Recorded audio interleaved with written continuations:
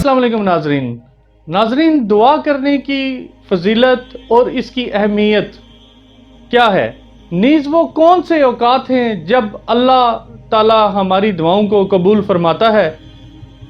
ناظرین، آج ہمارے پروگرام میں موجود ہیں مولانا عفاف احمد نقشبندی صاحب، ان سے جانتے ہیں۔ السلام علیکم۔ اعوذ باللہ من الشیطان الرجیم،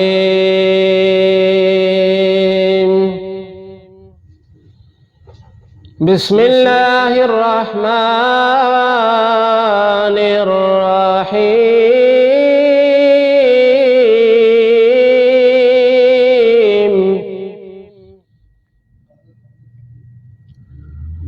وَإِذَا سَأَلَكَ عِبَادِي عَنِّي فَإِنِّي قَرِيبٌ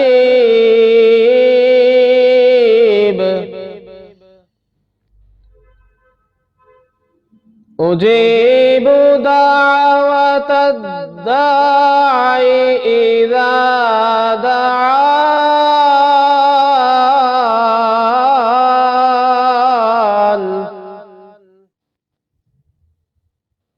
فَلْيَسْتَجِيبُوا لِي وَلْيُؤْمِنُوا بِي لَعَلَّهُمْ يَرْشُدُونَ۔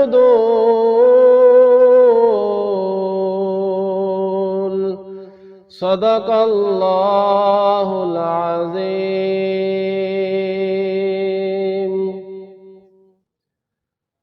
نحمدہ ونصلی ونسلم علی رسولہ الکریم، اما بعد فاعوذ باللہ من الشیطان الرجیم، بسم اللہ الرحمن الرحیم۔ الصلاۃ والسلام علیک یا سیدی یا رسول اللہ، وعلی آلک واصحابک یا سیدی یا حبیب اللہ۔ سب سے پہلے جناب محترم ہارون الرشید صاحب اور ایس ٹی وی نیوز کا شکریہ ادا کرتا ہوں۔ آج مجھ سے دعا کے متعلق سوال کیا گیا کہ ہمیں کتنی زیادہ اللہ کی بارگاہ میں دعا کرنی چاہیے، اور کن اوقات میں یا کن ایام میں یا کن احوال میں اگر ہم اللہ سے مانگیں تو ہمیں اللہ تعالیٰ کی طرف سے قبولیت کی جو امید ہے وہ زیادہ ہوتی ہے۔ حاضرین و ناظرین محترم، اللہ تعالیٰ قرآن مجید میں ارشاد فرماتا ہے، وَإِذَا سَأَلَكَ عِبَادِي عَنِّي فَإِنِّي قَرِيبٌ۔ اے محبوب، آپ فرما دیجئے کہ جب میرے بندے آپ سے میرے متعلق سوال کریں تو آپ فرما دیں کہ میں ان کے قریب ہوں۔ اجیب دعوت الداعی اذا دعان، جب دعا کرنے والا مجھ رب سے دعا کرتا ہے میں اس کی دعا کو قبول فرماتا ہوں۔ حضرت انس رضی اللہ تعالی عنہ روایت فرماتے ہیں کہ حضور علیہ السلام نے فرمایا کہ اگر تمہاری جوتی کا تسمہ بھی ٹوٹ جائے تو وہ بھی تم اللہ تعالیٰ کی بارگاہ سے مانگو۔ اس حدیث مبارکہ سے ہمیں بڑا واضح پیغام ملتا ہے کہ ہمیں اگر چھوٹی سے چھوٹی چیز کی بھی ضرورت ہو تو ہمیں دعا میں اللہ کی بارگاہ سے اس چیز کا سوال کرنا چاہیے۔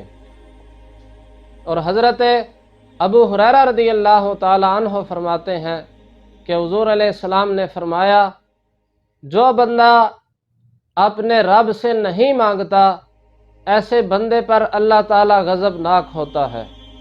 یعنی اللہ تعالیٰ کی بارگاہ، اللہ تعالیٰ کی جو ذات ہے وہ یہ چاہتی ہے کہ میرا بندہ مجھ سے مانگے اور میں اپنے بندے کو عطا کروں۔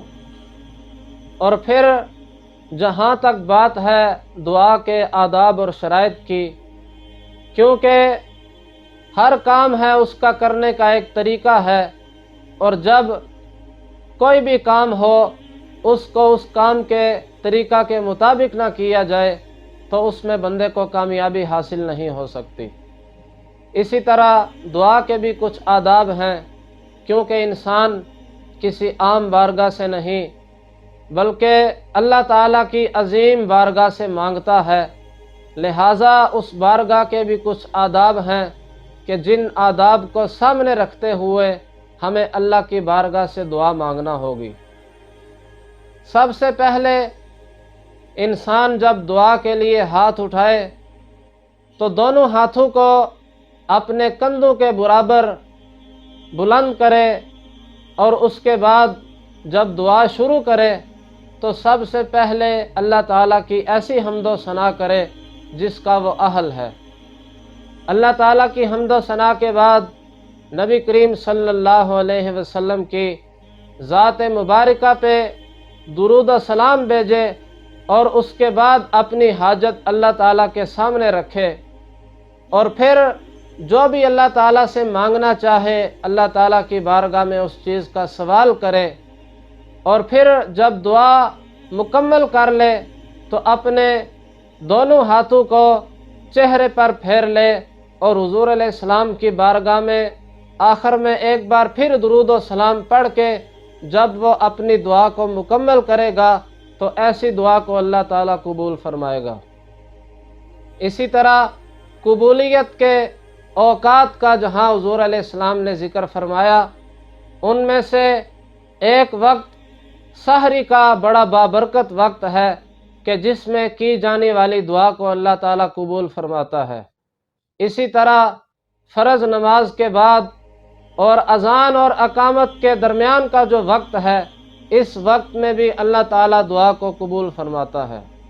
اور قبولیت ایام کا جہاں پہ ذکر فرمایا، ان میں یوم عرفہ، رمضان المبارک کا بابرکت مہینہ اور جمعۃ المبارک کا بابرکت دن، یہ وہ ایام ہیں کہ ان ایام میں بھی اللہ تعالیٰ بندے کی دعا کو قبول فرماتا ہے۔ اسی طرح اگر احوال کی بات کی جائے تو بارش کے دوران، کیونکہ بارش اللہ تعالیٰ کی رحمت ہے، تو جو بندہ بارش کے دوران اللہ کی بارگاہ سے دعا کرتا ہے، مانگتا ہے، تو اللہ تعالیٰ ایسے بندے کی دعا کو قبول فرماتا ہے۔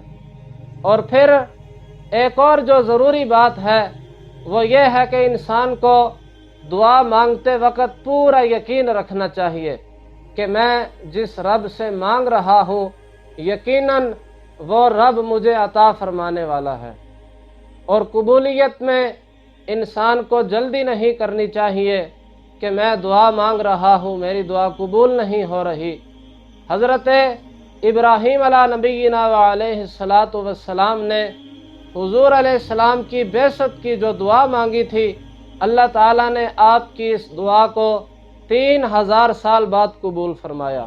اسی طرح حضرت آدم علیہ السلام کی دعا کو اللہ تعالیٰ نے 300 سال بعد قبول فرمایا۔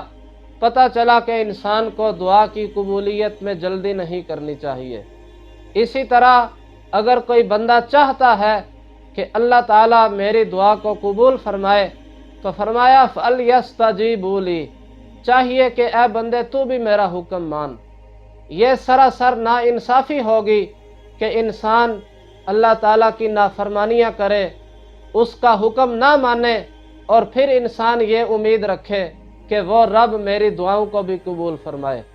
تو انسان کی دعا کی قبولیت کے لیے شرط ہے کہ وہ اللہ تعالیٰ کے بتائے ہوئے احکامات کے مطابق اپنی زندگی بسر کرے۔